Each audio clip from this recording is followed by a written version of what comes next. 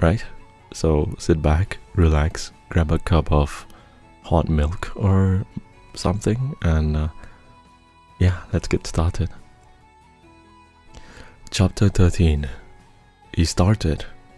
The words had almost left the solemnity of prophecy.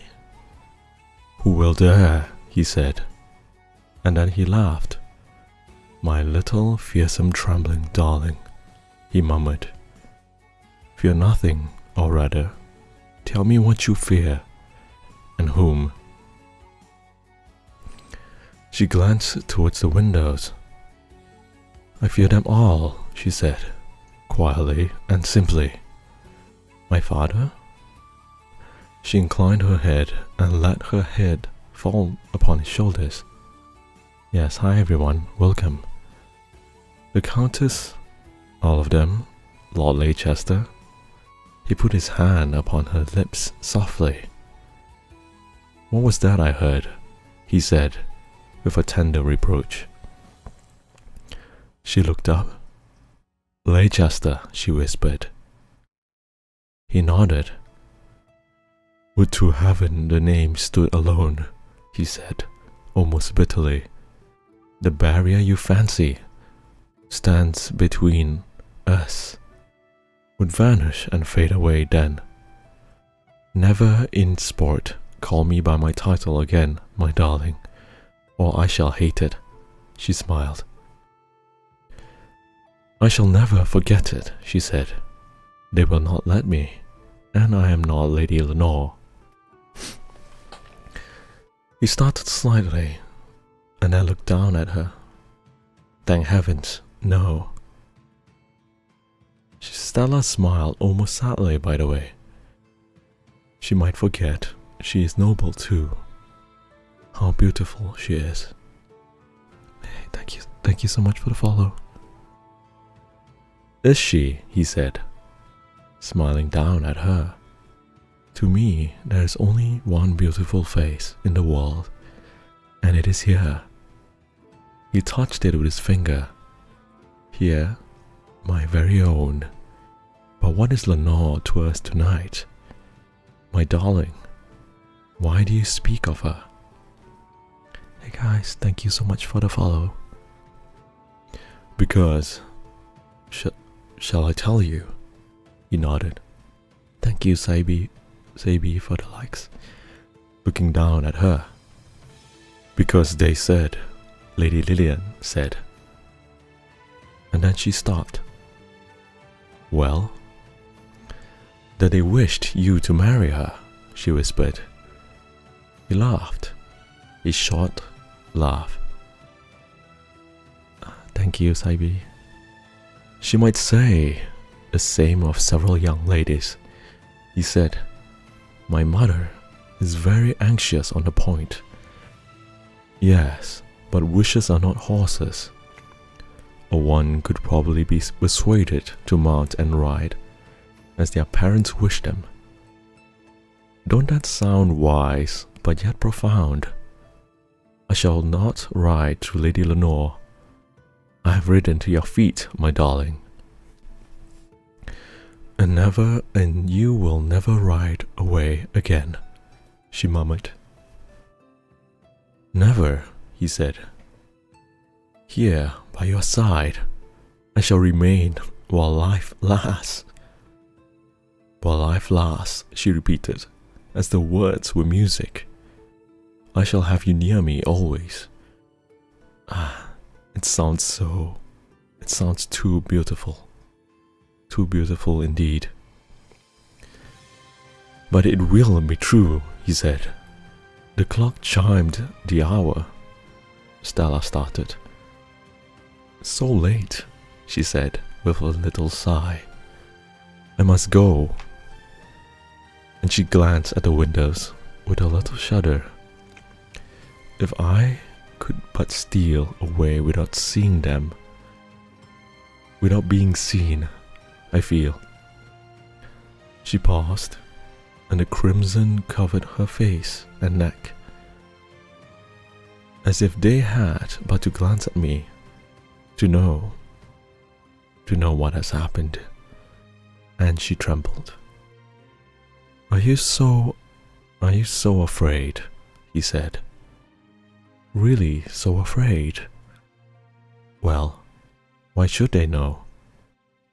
She looked up eagerly. I'm going to need you to read the instructions. Okay, I'll do the shampoo bottle next. Oh, no, do not let them. Why should we tell them? It is letting them share in our happiness. It is our secret, is it not? Let us keep it, he said, quietly, musingly. Why should they know indeed? Let us keep the world outside, at least for a while at least. You and I, alone in our love, my darling. With his arm round her neck, they went back to the fernery, and he drew her away from everything, but not until he had taken another kiss. It is our real good night, he said. The good night we shall say presently will mean nothing. This is our good night. Happy dreams, my angel, and my star. Stella clung to him for a moment, but she was a little reluctant. And then she looked up at him with a beautiful smile. I'm afraid I'm awfully tumbled and tangled, she said, putting her hand to her hair. He smoothed the silken threads with his hand, and he did so, drew the rose from her hair. This is mine, he murmured, and he put it in his coat. Oh no, she exclaimed, and this is how you keep our secret. Do not think every eye would notice that great rose, and know whence it came. Yes, I see, he said. After all, a woman is the one for a secret. The man is not in the field.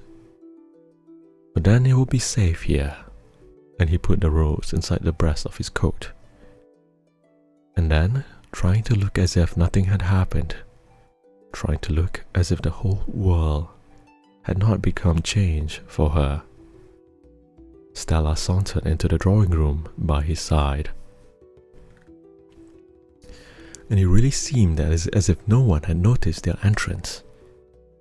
Stella felt inclined to congratulate herself, not taking into consideration the usages of high breeding, which enables so many people to look as if they were unaware of an entrance which they had been expecting for an hour since. No one seems to notice, she whispered behind her fan. But then Lord Leicester smiled. He knew better. She walked up the room, and Lord Leicester stopped before a picture and pointed to it, but he did not speak of the picture. Instead, he murmured, Will you meet me by the stilt, by the river tomorrow evening, Stella? Yes, she murmured. I will bring the boat, and we will row downstream.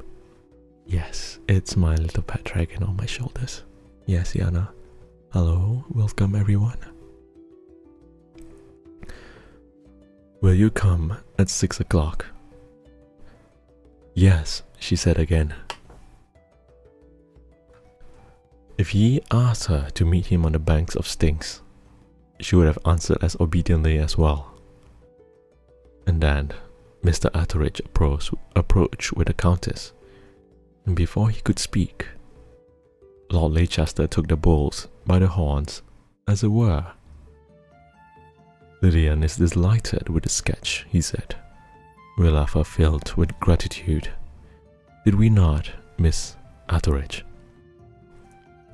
Stella inclined her head. The large, serene eyes of the Countess seemed to penetrate to the bottom of her heart and read their secret. I think we must be going, Stella. The fly has been waiting some time, said her uncle in quiet fashion. So soon, murmured the Countess. But Mr. Atteridge glanced at the clock with a smile, and Stella held out her hand. And she did so.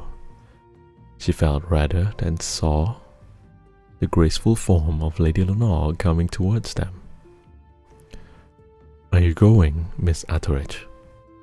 She said, her clear voice full of regret. We have seen so little of you, and I meant to ask so much about Italy. I'm so sorry. And as she spoke, she looked full in poor Stella's eyes. For a moment, Stella was silent and downcast, and then she raised her eyes and held out her hand. It is late, she murmured. So yes, we must go.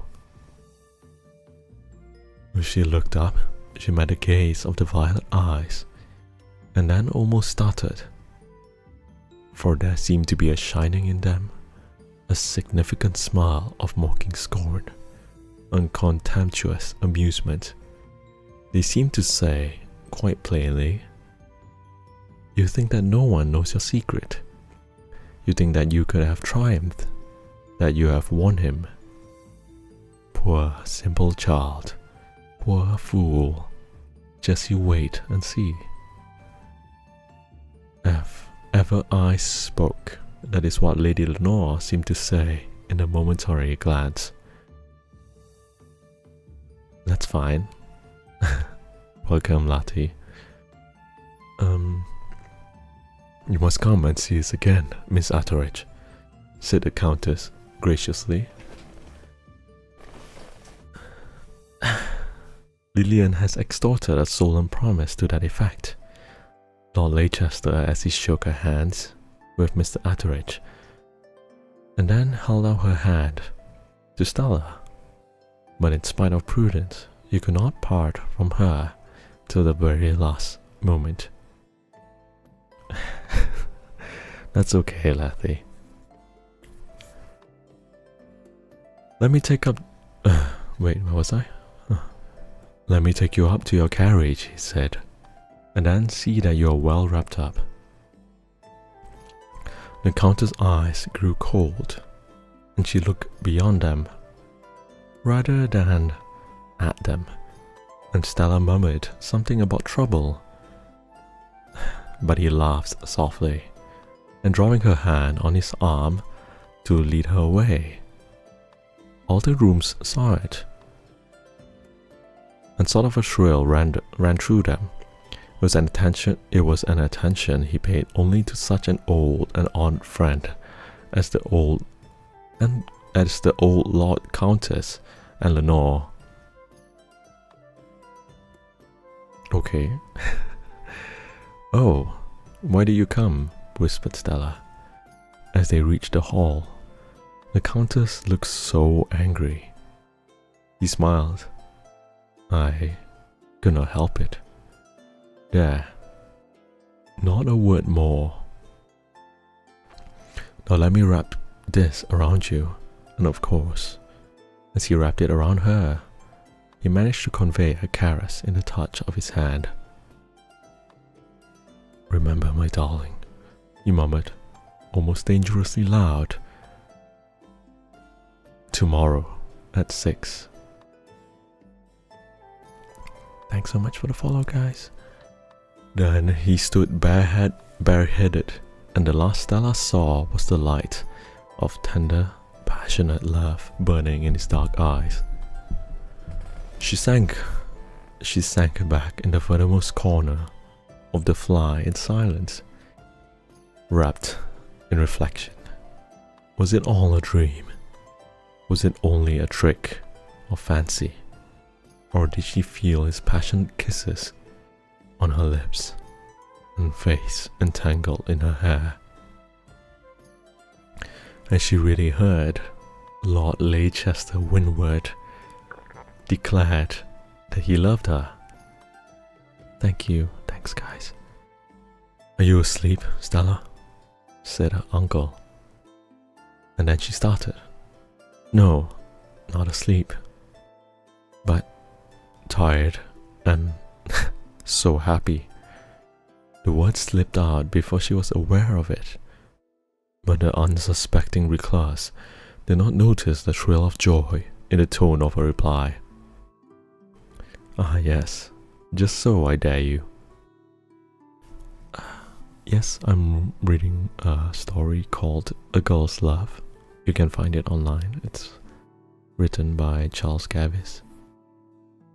Okay, where was I? Ah, yes. Just so, I dare say. It was something new and strange to you. It is a beautiful place. By the way, what do you think of Lady Lenore? Stella started. Oh, she's very beautiful. And as wonderful as you said. She murmured. Yes, isn't she? She would make a grand countess, will she not? What? He smiled. Wonderful creatures women are, to be sure. For the life of me, I could not tell in exact words how the Countess managed to give me the impression, but she did give it to me unmistakably. What impression? Said Stella. He laughed. Oh, thank you so much for the rose. Thank you, Natty, for the likes. That matters was settled between Lord Leicester and Lady Lenore, and they were to be married. They were fine. They will be a fine match. Will they not? Yes. No. I mean, yes, said Stella, and a happy smile came into her eyes as she leaned back. No, it was not Lady Lenore. He was going to marry, not the great beauty, golden hair and violet eyes, but a little mere nobody called Stella Atteridge. She leaned back and hugged her secret to her bosoms and caressed it. The fly trundled along the manners of flies and stopped at last the white gate in the lane. Thank you so much, guys. Thank you. Mr. Atteridge got out and held his hand for Stella, and she leaped out. As she did so, she uttered a slight cry, for a tall figure was standing beside the gate, in the light by the lamps. Ah, bless my soul. What's the matter? Exclaimed Mr. Atteridge, turning round. Oh, it's you, Mr. Addleston. I'm very sorry to have startled you, Miss Stella, said Jasper Addleston, as he came forward with his hat raised by his left hand. He was right in a sling. Stella's gentle eyes saw it, and her face paled. Thank you so much, guys. Don't worry about it, Natty. It's really okay. Thank you. Thank you so much. I was taking a stroll through the meadows and looked in. Mrs. Panfold said you had gone to the hall. Coming back from the river, I heard the fly and waited to say goodnight. What? You were like a kiss. Okay, here you go. How's that? just a short one. What was I? Come in and you have a cigar, said Mr. Atteridge. What's the matter with your arm? Jasper looked at him and then kissed him with his small Wait, Jasper, I'm so sorry. That was the wrong thing. Jasper looked at him and turned his small keen eyes on Stella's face. Okay, that should be a little bit better. Mere trifle, he said. I met with an accident the other day and sprained it. It is a mere nothing. And no, I won't come in. Thanks. By the way, I'm nearly forgetting a most important matter. And he put his left hand in his pocket and drew something out. I met the post office boy in the lane, and he gave me this to save his legs. And he held out a telegram envelope. A telegram? For me? Exclaimed Mr. Atteridge. Wonders will never cease. Come inside, Mr. Addleston. But Jasper shook his head. I will wish you good night now. Will you excuse my left hand, Miss Stella? He added, as he extended it. Stella took it. It was burning, hot, and dry. I'm so sorry, she said in a low voice. I cannot tell you how sorry I am. Do not think of it, he said, and pray forget it, as I do. He added with hidden irony, it is a mere nothing. Stella looked down. Okay. Give me a second. Okay, you guys are having a lot of fun. That's good to know. Okay, Yummy. Here you go. Is that okay? Is that enough? Thank you so much, guys.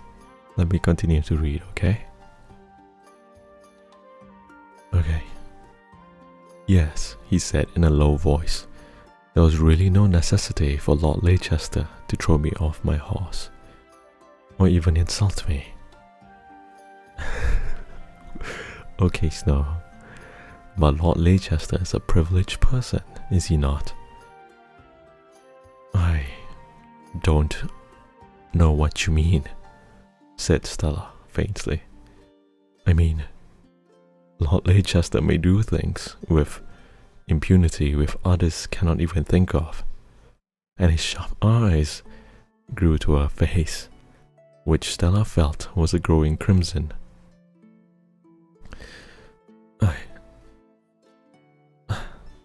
I'm sure he will be very sorry, she said, when he knows how much you are hurt, and he will apologize most sincerely. I have no doubt, he said. Well, after all, it is not something to have one's arm sprained by Lord Leicester windward, is it not? Is certainly better than a broken heart. A broken heart? What do you mean? Said Stella, her face flushed, her eyes challenging his with a touch of indignation. He smiled. I mean, Lord Leicester is as skilled in breaking hearts as limbs, but I forget I must not say anything against the hair to windward. In your hearing, pray forgive me, and good night. And with a bow and a keen look from his eyes, he moved away. Stella stood looking after him for a moment, and a shiver ran through her as if from a cold wind. Breaking hearts. What? What did he mean? An exclamation from her uncle caused her to suddenly frown. She was a little bit disappointed. he was standing in the light of the window, with the open telegram in his hand, his face pale and anxious.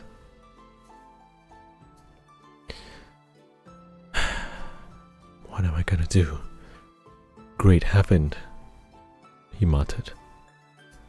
What am I to do? Okay, that was chapter 13. Are you guys having a good time? How's everyone doing today? No Telegram mail, not Telegram app. Natty, thank you so much, guys. Thank you, Yami, as well. Thank you so much for the likes, it means a lot. Okay, let me move on to chapter 14. What shall I do? Exclaimed Mr. Atteridge. Stella came to him quickly, with a little cry of dismay. What is it, uncle? Are you ill? Is it bad news? What's wrong? And she looked up in his face with anxious concern.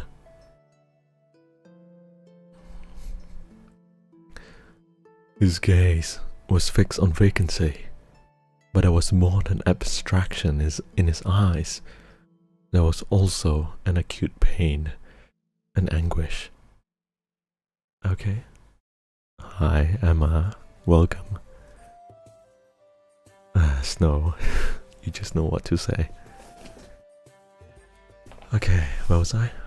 Okay. What is it, dear? She asked, laying her hand in his arm. Hi, Mimto, Mori. Okay. No, he said. Anything but that. Then, composing himself with an effort, he pressed her hand and smiled faintly. Yeah, it is bad news. Stella, it is always bad news that a telegram brings. Yeah, dear, D-E-A-R. Stella let him in. His hands were trembling, and the dumb look of pain still clouded his eyes. Will you not tell me what it is? She murmured, as he sank into the accustomed chair and leaned his white head on his hand. Tell me what it is, and let me help you to bear it. Let me help you by sharing the pain with you, uncle. She wound her arm around his neck. No. Don't ask me, Stella. I can't tell you. I cannot. The shame will kill me. No. Shame, murmured Stella. A proud and loving face shrank, but the next moment she pressed closer to him, and with a sad smile. No shame for you, uncle. Shame, and you were meant to come here, and you were never meant to come together. He started and raised his head. Yeah. Oh, thanks, Emma. I'm actually about to do those kind of content, by the way, so look forward to it, I think. Yeah. I must go to London, he said, brokenly. What is the time? So late. Is there no train? Stella, run and ask Mrs. Penfold. I must go at once. At once. Every moment is of consequences. Go to London. Tonight. So late. Oh, you cannot, exclaimed Stella. My dear, I must go. he said more calmly. It is urgent. Most urgent business that calls for me, and I must go. No, you cannot have the dragon. He will stay with me. Stella stole out of the room and was about to wake Mrs. Panfield when she remembered having seen a timetable in the kitchen, and stealing downstairs again and hunted for it until she found it. When she took it into the studio, she found that her uncle, standing with his hat and his coat buttoned. "Give it to me," he said.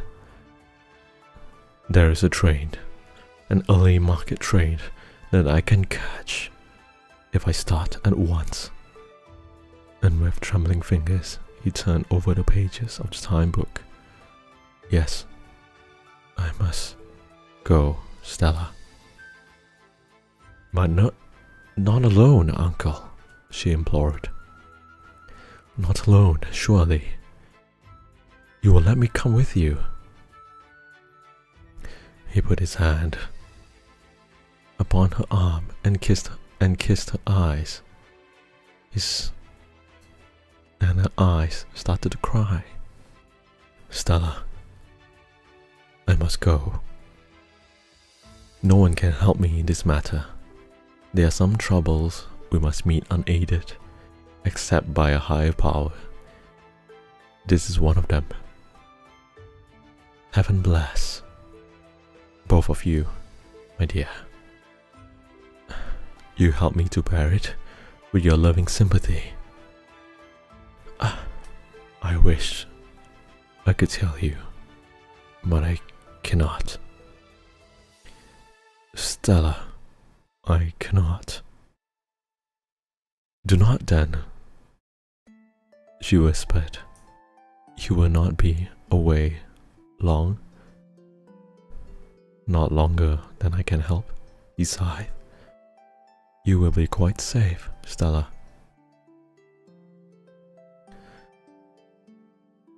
"Safe," she smiled sadly. "Mrs. Panfold will take care of you. I do not like to leave you, but it cannot be helped. Child, I did not think to have a secret from you so soon." At the words, Stella started, and a red flush came over her face. She too had a secret, and it flashed into her mind, from whence sudden trouble had momentarily banished it. Her heart beats faster than ever, and her eyes dropped.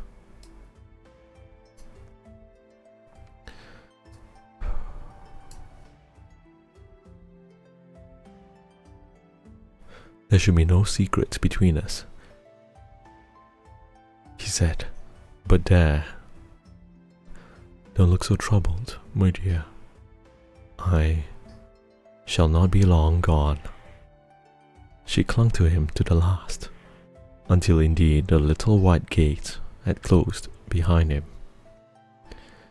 Then she went back to the house and sat down in his chair. Sat, pondering and trembling.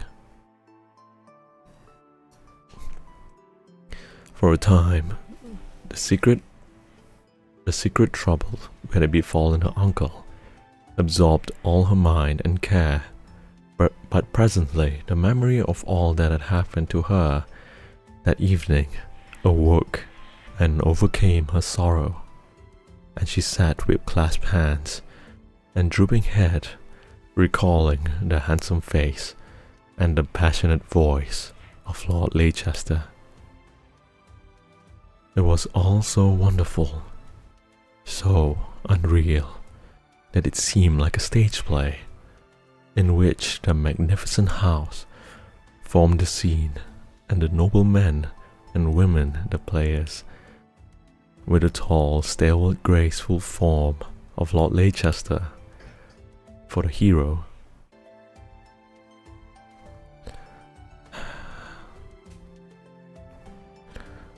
Well then. It was all so wonderful. It was all so wonderful indeed. She could feel his burning kisses on her lips, could feel the touch of the clinging, lingering caresses on her neck. Yes, it was all real. She loved Lord Leicester, and he, strange and wonderful to add, loved her. Why should he do it? She marveled.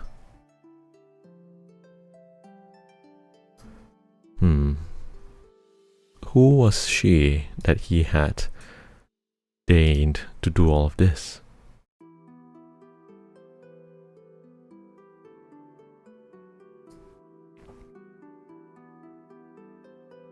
One second.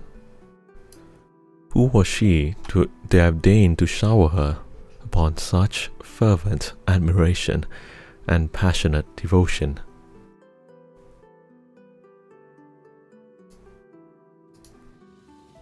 Mechanically, she rose and went over to the Venetian mirror and looked at the reflection, which beamed softly in the dim light. He had called her beautiful and lovely. She shook her head and smiled with a sigh as she thought of Lady Lenore. There was beauty and loveliness indeed. How had it happened that he had passed her by and instead chosen her, Stella? But it was so, and wonder and gratitude and love welled up in her heart and filled her eyes with those tears which showed that the cup of human happiness is full to overflowing. The clock struck the hour, and with a sigh, she thought of her uncle. She turned from the glass. She felt she could no longer go to bed. It was far pleasanter to sit up in the stillness and the silence. Think.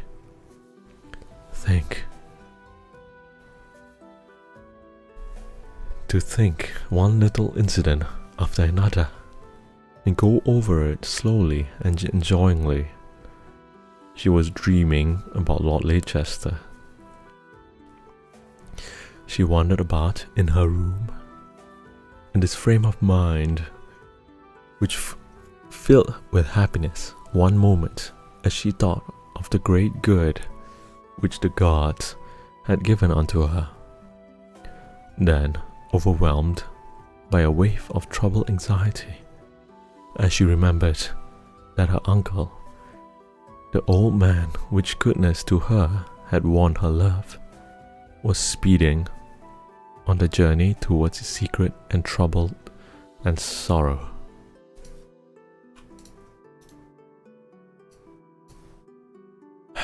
Wondering thus, she suddenly bethought her of a picture that stood to the wall, and swooping down on it, as one does on a suddenly remembered treasure, she took up Leicester Winwood's portrait, and, gazing long and eagerly at it, suddenly bent and kissed it.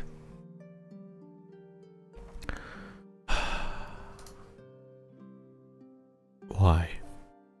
She knew now what those smiles in those dark eyes meant.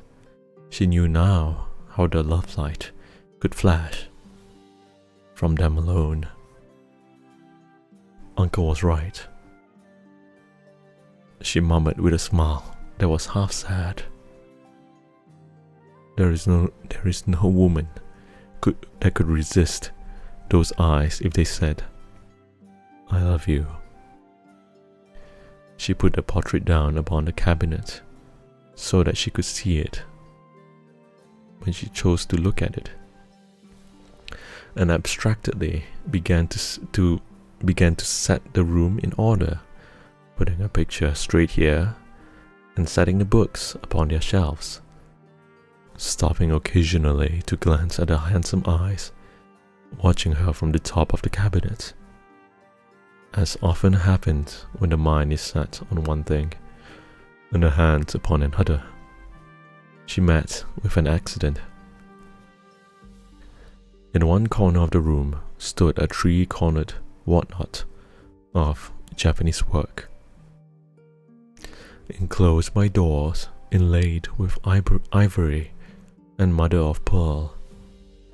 In an attempt to set a bronze straight upon the top of this piece of furniture, while she looked up at the portrait of her heart's lord and master. Oh my god, she called him master. She let the bronze slip, and in the endeavor to save it from falling, overtuned the whatnot. It fell with a usual brittle sounding crash, which accompanied the overthrow of such a bric-a-brac, and the doors being forced open poured a miscellaneous collection of valuable but useless articles. With an exclamation of self-reproach and dismay, Stella went down on her knees and collected the scattered curios. They were of all sorts: bits of old china from Japan, medals, and coins of ancient dates, and some miniatures in car frames.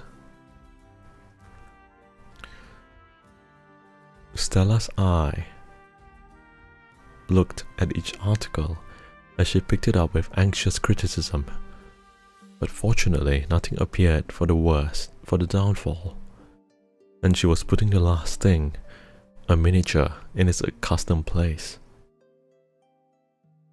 when the case flew open in her hand and a delicately painted portrait on ivory looked upon her. Scarcely glancing at it, she was about to replace it in the case, with the inscription on the back caught her eye. She carried the case and miniature to the light. The portrait was of a boy, a fair-haired boy with a smiling mouth and laughing blue eyes. It was a pretty face. Stella turned it over and read the inscription. It consisted of only one word: Frank. Stella looked at the face lidlessly, but suddenly something in it, a resemblance to someone whom she knew, that intimately flashed upon her. She looked again, more curiously. Yes, there could be no doubt. The face bore a certain likeness of that of her uncle. Not only to her uncle, but to herself. For raising her eyes from the portrait to the mirror, she saw a vague something, an expression only perhaps, looking at her from the glass as it did from the portrait. Frank. I know no one of that name. Who can it be? She went back to the cabinet and took out the other miniatures, but then they were closed, and spring, which she had touched accidentally, of one of the boys she could not find in the others. Oh, hi Leah. Nice to see you again. Hello, welcome everyone. There was an air of mystery about the matter, which not little heightened by the lateness of the hour and the solemn silence that reigned in the house, oppressed and haunted her. With a little gesture, she put the boy's face into its covering and replaced it in the cabinet. As she did so, she glanced up at that other face smiling down at her, and started with a sudden thought, half weird and half prophetical, flashed her mind. It was the portrait of Lord Leicester, which had greeted her on the night of her arrival, and foreshadowed all that had happened to her. Was there any significance in this chance discovery of this child's face? It was the portrait of Lord Leicester.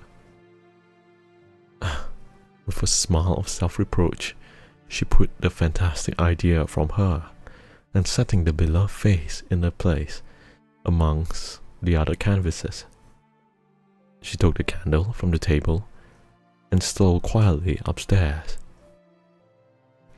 But when she slept, the boy's face haunted her and mingled in her dreams with that of Lord Leicester. Oh, that's quite a short chapter actually. I didn't expect that to be quite short. That is chapter 14. So, how are you guys having? How are you guys doing? Are you guys enjoying your time? Yeah, the whole chapter is her just yearning for Lord Leicester. I see. Thank you so much, Natty, for the support. Yeah. I was only planning to read these 2 chapters today. But if you guys want, I can do one last chapter. We can do chapter 15. Okay. How's everyone? Well, yeah. No worry, Natty, you can find my videos on the Purple app or also on the Red app, something Tube. Thank you so much, Natty. Have a good evening, okay? Okay, I'll go with chapter 15. Last chapter for today, okay guys? Then I have to tune off.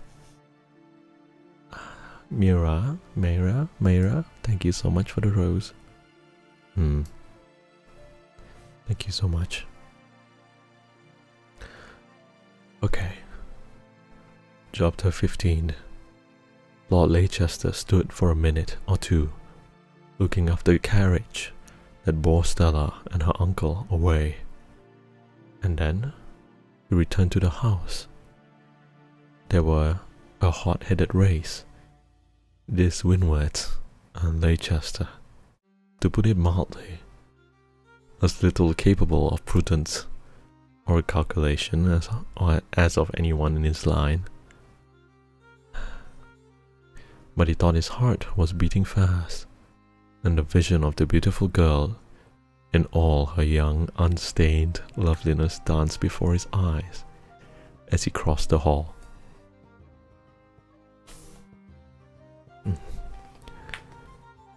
Even he paused for a moment to consider the situation. With a grim smile, he felt forced to confess that it was rather a singular one. The heir of Windward, the hope of the house, the heir to an ancient name and a princely estate, had plied his troth to the niece of a painter, a girl, be beautiful as she might, without either rank or wealth, to recommend her to his parents. What a guy, I say. He might have chosen from the highest and wealthiest. The highest and the wealthiest had been, so to speak, at his feet. He knew that no one dearer wish existed in his mother's heart of hearts that he should marry and settle. Well, he was going to marry and settle, but what a marriage and settlement it would be. Instead of adding luster to the already illustrious name, instead of adding power to the already influential race of Windward, it would be, in the Earl and Countess's eyes, in the opinion of the world, be nothing of a misalliance. He paused in the corridor, the 2 footmen eyeing him with covert and respectful attention, and a smile curved his lips as he pictured to himself the manner in which the proud countess would receive his avowal of love for Stella Atterridge, the painter's niece.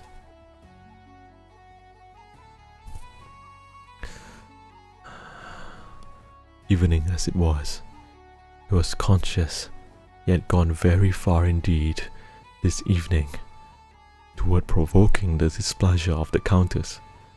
He had almost neglected the brilliant gathering for the sake of this unknown girl. He had left his mother's oldest friends, even Lady Lenore herself, to follow Stella.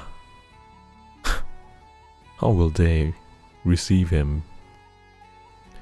With a smile half defiant and half anticipatory of amusement, he motioned to the servants to withdraw the curtains, and then entered his own room. Some of the ladies had already retired. Lady Longford had gone for one, but Lady Lenore still sat on her couch, attended by a circle of devoted adherents. I'm reading a story. Yeah. As he entered, the countess, without seeming to glance at him, saw him and noticed the peculiar expression on his face. It was the expression which it always wore when he was on the brink of some rashly mad exploit. Leicester had plenty of courage. Too much, some said. He walked straight up to the countess and stood over her. Well, mother, he said, almost as if he was challenging her. What do you think of her? The countess lifted her serene eyes and looked at him. She would not pretend to be ignorant of whom he meant. Of Miss Atterridge? She said. I have not thought about her. If I had, I should say she was a very pleasant-looking girl. Pleasant-looking, he echoed. His eyebrows went up. There was a mild way of describing her. She is more than pleasant.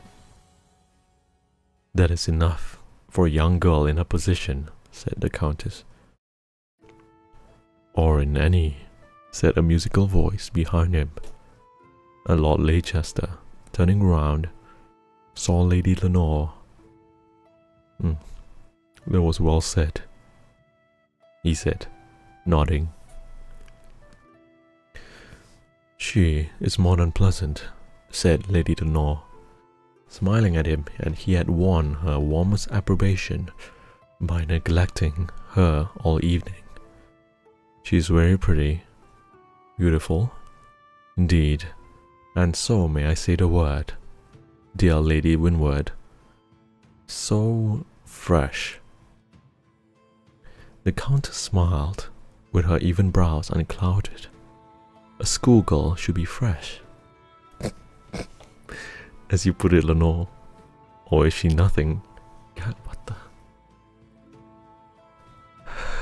This is a bit bit much. Thank you guys, thank you. Pentagon. Sorry, I can't help but laugh a little bit.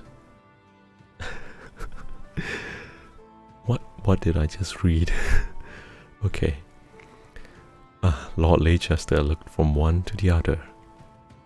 His gaze rested on Lady Lenore's superb beauty with a complacent eye. To say that a man in love is blind to all women older than the one of his heart is absurd. It is not true. He had never admired Lady Lenore more than he did this moment when she spoke in Stella's defense. He admired her while he loved Stella. You're right, Lenore, he said. She is beautiful. I admire her exceedingly, said Lady Lenore, smiling at him as if she knew his secret and approved of it. The Countess glanced from one to the other. It is getting late, she said. You must go now, Lenore. Lady Lenore bowed her head. She, like all else who came within the circle of Mistress of Windward, obeyed her. Very well. I'm a little tired. Good night.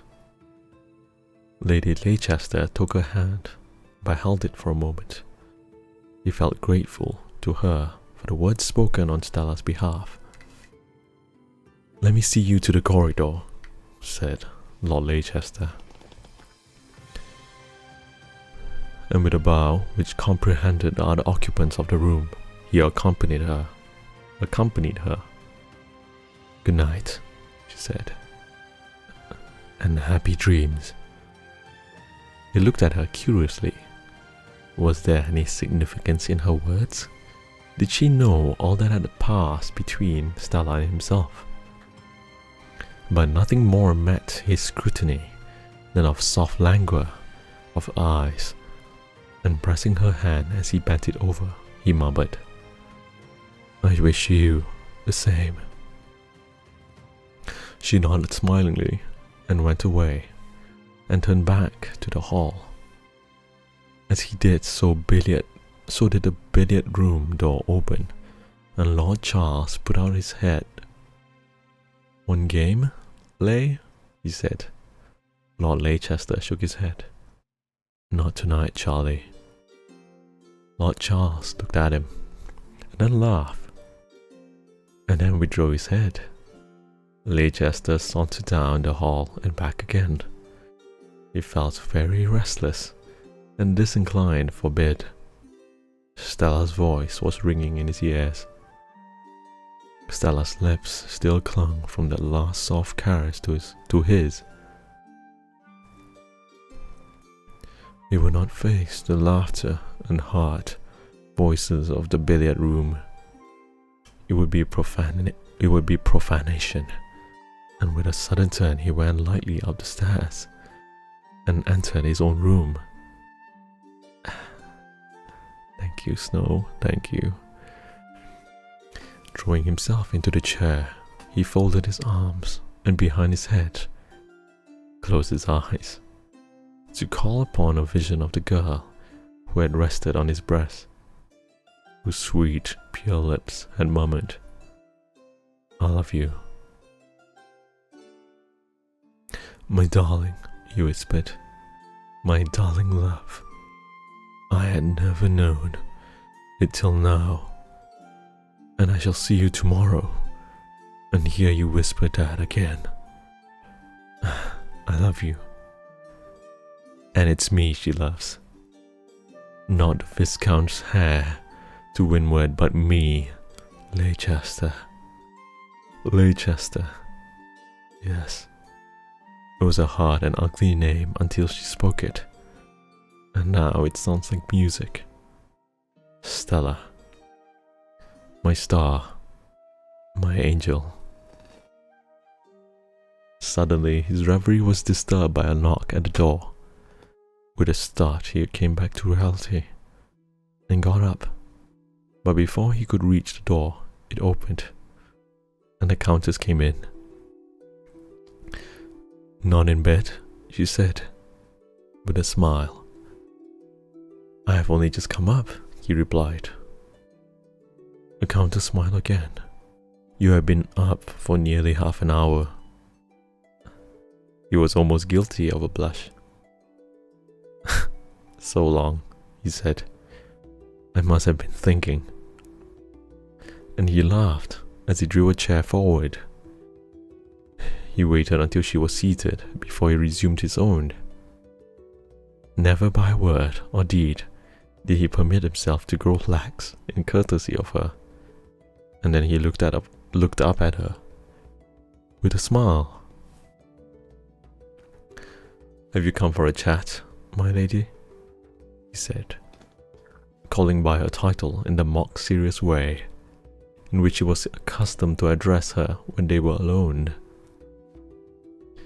"Yes, I have come for a chat, Leicester," she said. "Does that mean a scold?" he asked, raising an eyebrow, but still smiling. "Your tone is suspicious, Mother." "Well, I am at your mercy." "Hello. Hi, Iga." "I have nothing to scold you for," said the Countess, leaning back in a comfortable chair. All the chairs were comfortable in his rooms of his. "Do you feel that you deserve one?" Lord Leicester was silent. Oh, thank you so much, Ika, for the gift. Thank you for the heart. No, I have not come to scold you, Leicester. I don't think I have ever done that," said the Countess softly. "No, you have been the best of mothers, my lady," he responded. "I never saw you in an ill temper in my life." "Perhaps that is why you look so young." You do look absolutely young, by the way," he added, gazing at her with affection, admiration. When the Countess seemed lost in thought, Leicester added, "The viewer says that majority of English wives and mothers look so girlish that he believes it must be custom to marry them when they are children. The Countess smiled. "Lord de Vere is master of fine phrases, Leicester. Yes, I was married very young." And then she looked round the room. A strange reluctance to commence the task she had set herself took possession of her. "You have made your rooms very pretty, Leicester." He leaned back. "You haven't come to talk about my rooms, Mother, I'm sure of that." Then she straightened herself for work. "No, Leicester, I have come to talk about you." Rather an uninteresting subject. "However, please proceed," he said. "You may make it very hard for me," said the Countess, with a little sigh. He smiled. "Then you have come to scold." "No, only to advise. That is generally the same thing under a different name, Mother." "I do not often do it," said the Countess in a low voice. "Alia, I'm from Malaysia."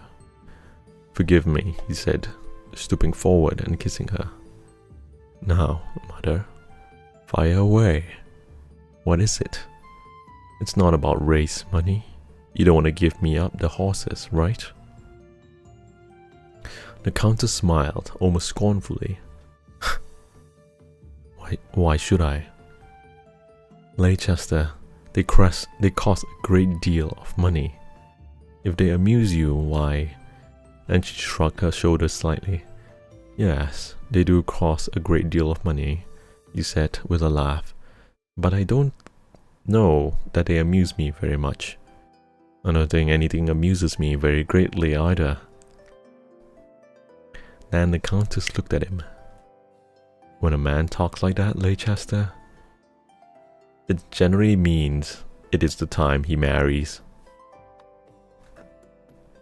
He half expected what was coming, but looked grave. Nevertheless, he turned to her with a smile. "Isn't that a rather desperate remedy, my lady?" he said. "I can give up my horse if they cease to amuse me and bore me too much. I can give up the other so-called amusements. But marriage, supposingly that should fail, it would be rather serious." "Why should it fail?" "Hi. Hey, Muni, hi." "It does sometimes," he retorted. "Not when love enters into it, she answered. He was silent, his eyes bent on the ground, from which seemed to rise a slim girlish figure with Stella's face and eyes. There is no greater happiness than which marriage affords when one is married to the person one loves. Do you think your father has been unhappy, Leicester? He turned to her with a smile. Every man, no, few men have had his luck, my lady. Will you find me another Lady Ethel? She colored. This was not a direct question, and she longed to answer it, but she dared not. At least, not just yet. The world is full of fond, loving women, she said.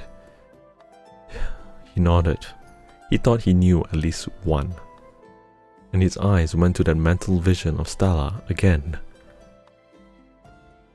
Leicester, I want to see you married and settled, she murmured, after a pause. Yana, it is time. It's fitting that you should be. I'll put the question of your own happiness aside for the moment. There are other things at stake. You would not like me to be the last Earl of Windward, mother. The title would die with me, would it not? Yes, she said. That must not be, Leicester. He shook his head with a quiet smile. No, it should not be. It should not be, he thought. I wonder, she continued, that a thing has not come about before this, and without any word of mine. I don't think you're very hard-hearted, unimpressionable, Leicester. You and I have met some beautiful women, and some good and pure ones as well. I should not have been surprised if you had come with me with a confession of your conquest long ago. You would have come to me, would you not, Leicester? She asked. A faint flush stole over his face. I'm not sure, Yana. Do you want to? I mean, we'll be glad to have you along the journey. Where was I?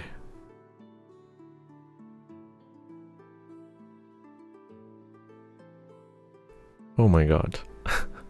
I'm sorry, I got sidetracked by thinking about Yana. Give me a moment. Oh, okay, a faint flash stole over his face. It's okay, don't worry about it. His eyes dropped slightly. He did not answer for a moment. She went on as if he had assented. I should have been very glad to have heard of it. I should have welcomed your choice very heartily as well.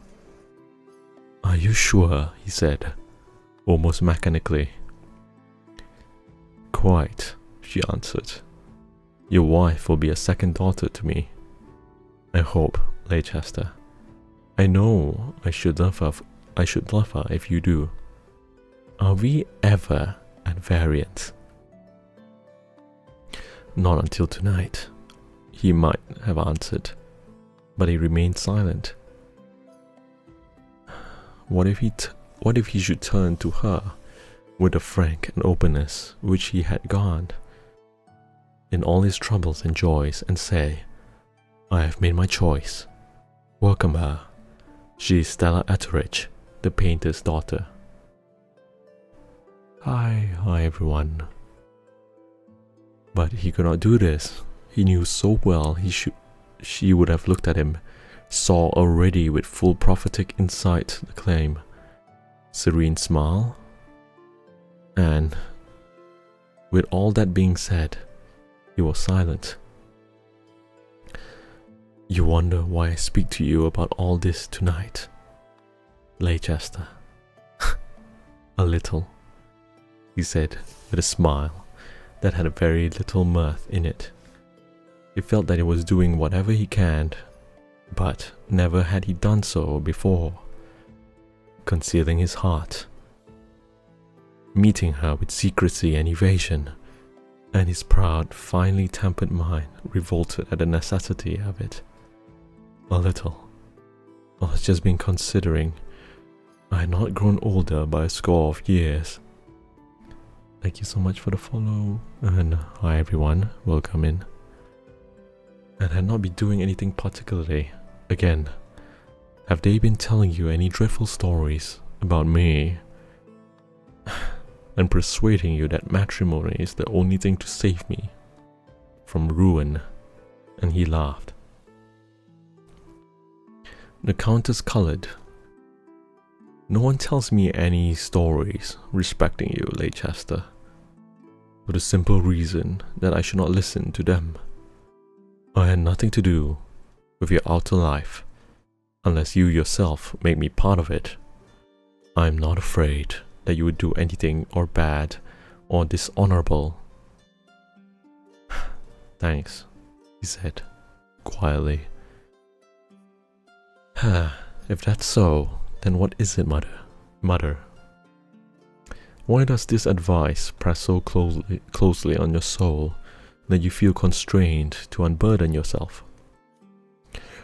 Because I feel the time has come, she said. Because I have your happiness and welfare so closely at heart that I am obliged to watch over you and secure them as I can. There was never a mother like you, was there? He said gently.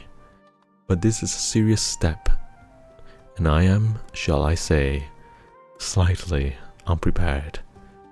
You speak to me as if I was a sultan, and had but to throw my handkerchief at any fair maiden whom I fancy, to obtain her. The Countess looked at him, and for a moment all her passionate pride in him shone in her eyes. Is there no one to whom you can think you could throw that handkerchief, Leicester? His face flushed, and his eyes glowed. At that moment he felt the warm lips of his girl love resting on his body. There is a blunt question, my lady. Would it be fair to reply? Fair to her, supposing there is to be one? In whose voice should you confide? But in me, said the Countess, with a touch of stern in her voice, but softened by love. One moment, let me drink some water. Reading is very dusty work.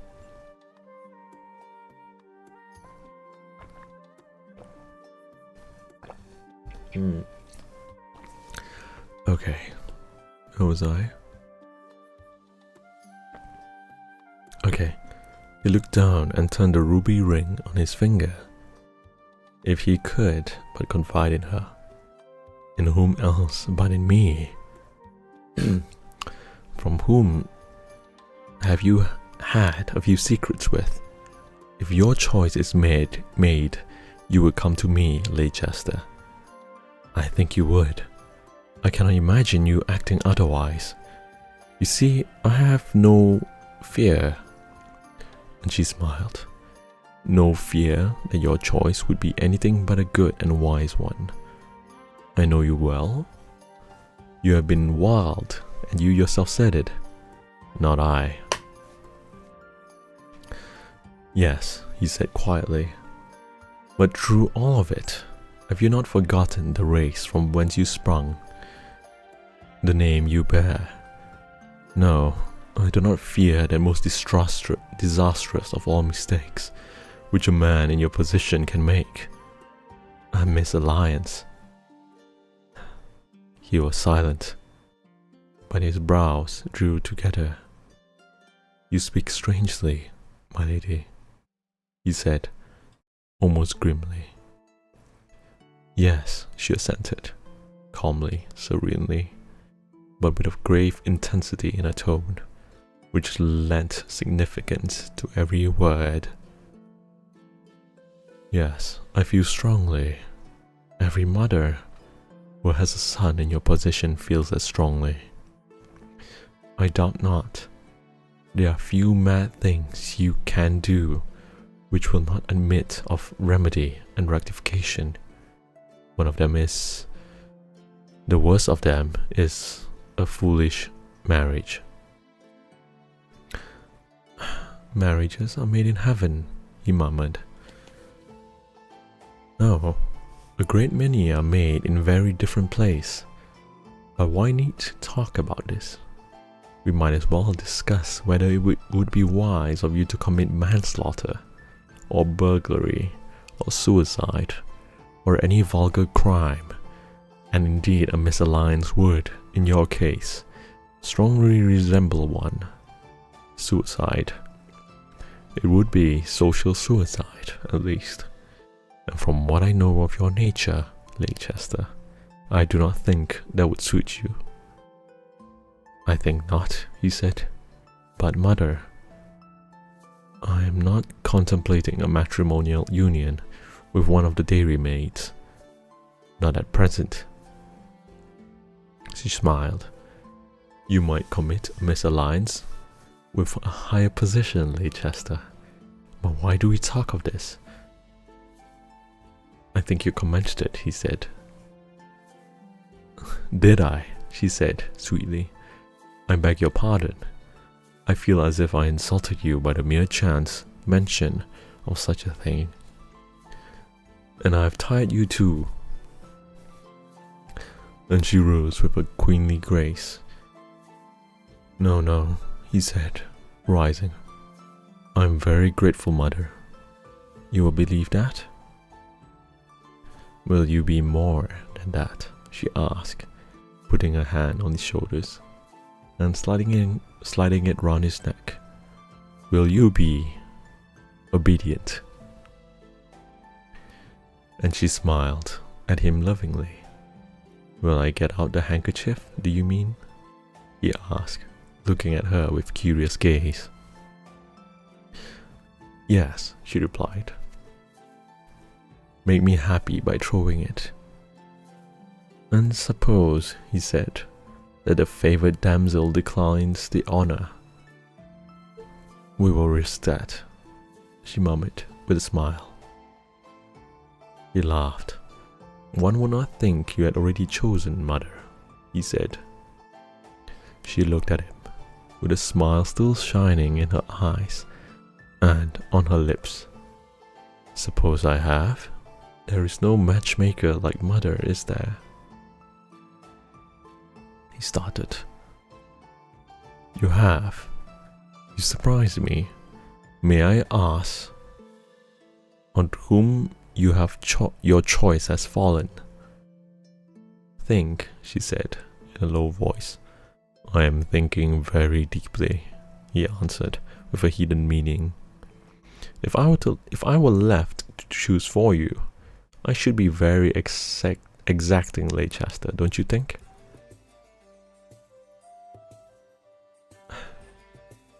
I'm afraid so, he said with a smile. Every goose thinks her bantling with a swan, and would mate with an eagle. Forgive me, mother. She inclined her head. I should require much. I should want beauty, wealth, of which we have too much already, but go on, he cut his mother. Rank, which is still better. A high position. The windwards cannot troop with crows, Leicester. Beauty, wealth, rank is a mysterious sort of position. A princess, mayhaps, my lady. A proud light shone in her eyes. I should not feel the abase in the presence of a princess if you brought her to me, she said, with the serene stern which characterized her. No, I'm satisfied with less than that, Leicester. I'm relieved, he said. And this exalted personage, paragon, should I say, who is she? Look round. You need not strain your vision, she returned, I can see her now. Oh, blind, that you cannot see her also. She whom I see is more than all these. She is a woman with a loving heart in her bosom that needs a word to set it beating. For you. His face flushed. I can think of no one, he said. You make one ashamed, mother. Boy, I need not tell you her name then, she said, but he shook his head. I must know it now, I think, he said, gravely. She was silent for a moment, and she said in a low voice, It is Lady Lenore Leicester. He drew away from her, so that her arm fell from his shoulder and looked her full in the face.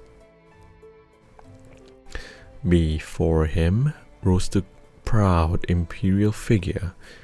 Before him stood a lovely face of Lenore, with its crown of golden hair and its deep, elegant eyes of violet, and beside it, hovering like a spirit, the face of his girl love. Lenore, he said in a low voice. Mother, ought you have to say this? She did not shrink from his almost reproachful gaze. Why should I hesitate when my son's happiness is at stake? She claimed calmly.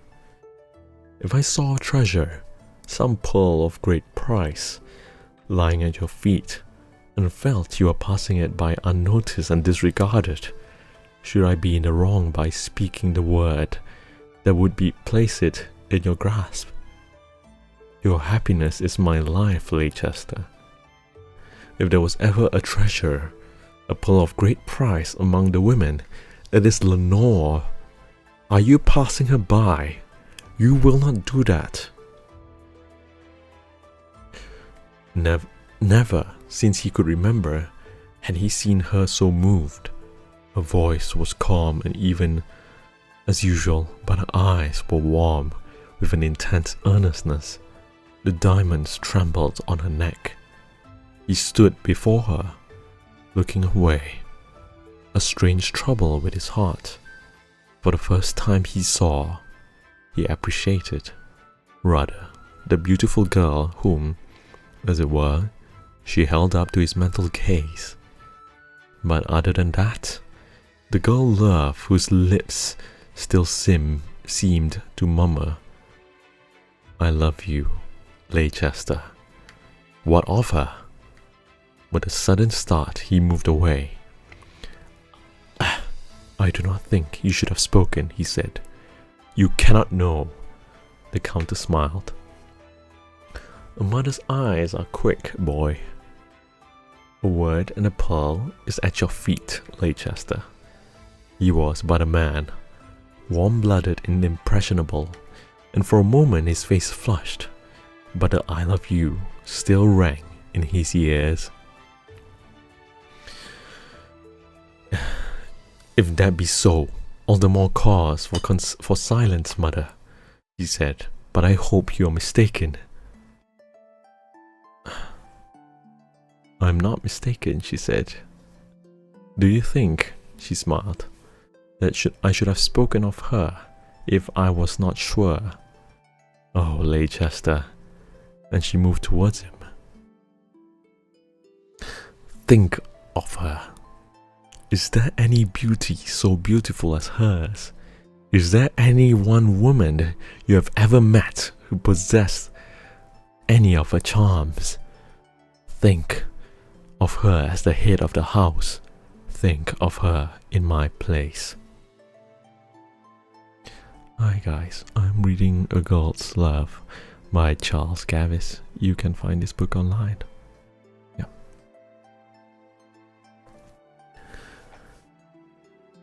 He put up his hand. Think of her, she went on quickly, as your own, your very own Leicester. There is no man who could turn away from her. You have been the only person. Almost involuntarily, he turned and went to the fireplace and leaned upon it. There is no man who, so turning, would give in time, give all that he possessed to come back to her. And then her voice changed. Leicester, you have been very good. Are you angry? No, he said, and he went to her. I'm not angry, but troubled. You think only of me, but I still think of Lenore. Think of her still, she said, and be sure that I have made no mistake. If you doubt me, put it to the test. He started. And you will find that I am right. I am going now, Leicester. Good night. And she kissed him. He went to the door and opened it. His face was pale and grave. Good night, he said gently. You have given me something to think of. With a vengeance. And he forced a smile. She went out without a word. A maid was waiting for her in her dressing room. But she passed into the inner room and sank down in a chair. And for the first time her face was pale, her face anxious.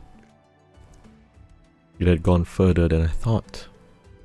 I, who know every look in his eyes, read a secret. But it shall not be. I will save him yet. But how?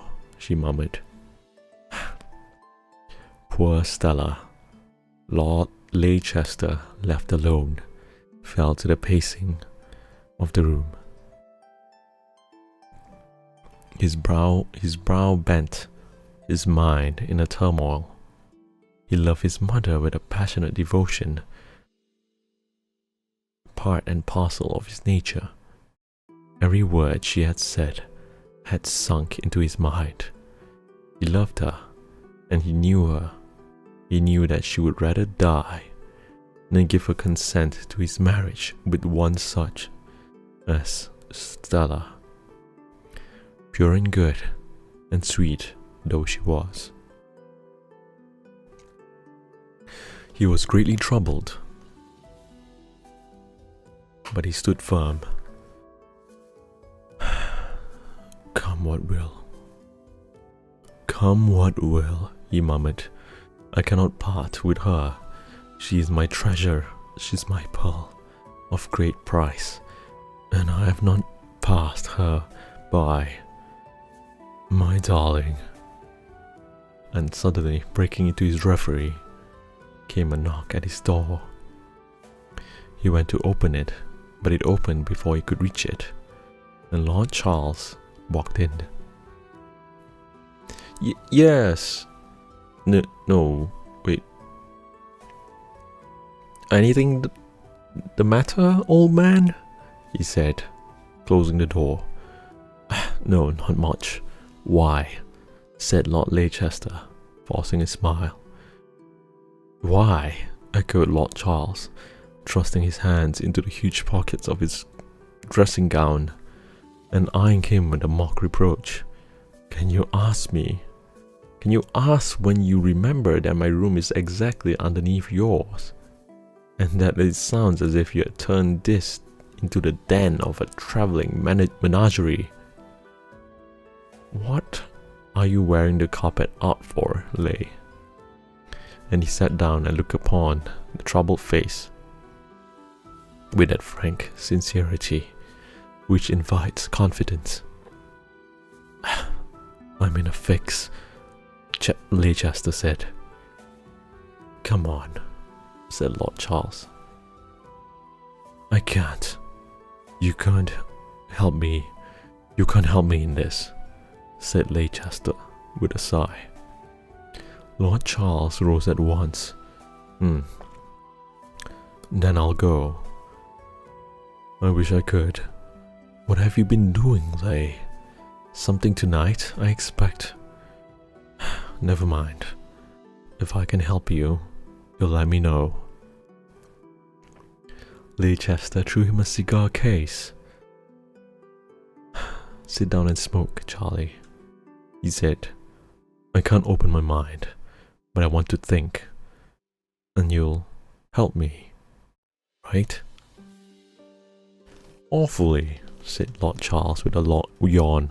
What a jolly evening it's been, I say. Lay, you haven't been carrying it on your rather thick with that pretty girl with the dark eyes? Leicester paused in his task of lighting a cigar and looked down at him. Wait. Which girl? He said, with a little touch of stern in his face. The painter's niece, said Lord Charles. What a beautiful girl she is. Reminds me of, what do you call it? What? What is that? A gazelle. It's a rather pity she should be intended for that saucy lawyer fellow. What? Asked Lord Leicester. Haven't you heard? Said Lord Charles. The fellows were talking about it in the billiard room. No, about what? Demanded Lord Leicester, still quietly, though his eyes glittered. Stella, the common talk of the billiard room. It's desecration. Oh, what's his name? His name was... Oh, that's right. His name was Longford. He knows the man. What man? This is Jasper Huddleston she's engaged to. Lord Leicester held the cigar to his lips, and his teeth closed over it with a sudden fierce passion. Coming up, all that had passed. This was the last straw. It's a lie. There's no way, he said. Lord Leicester looked up with a start, and then his face grew grave. Perhaps so, he said, but after all, it can't matter to you, right, Lay? Lord Leicester turned away in silence. Okay. And that is it for chapter 15. Hey Yana, welcome back. Yeah, that's going to be the end of chapter 15. I'll continue the stream next week, I think. You guys had fun? You guys had a good time? Oh man, what a story. Imagine being in the main character's position and having a girl that he wished to marry like that. Man, what an amazing time. Okay. Well, thank you guys so much for today. Thanks for joining me on this story session. I hope you enjoyed a good time. I'm glad you guys are having fun.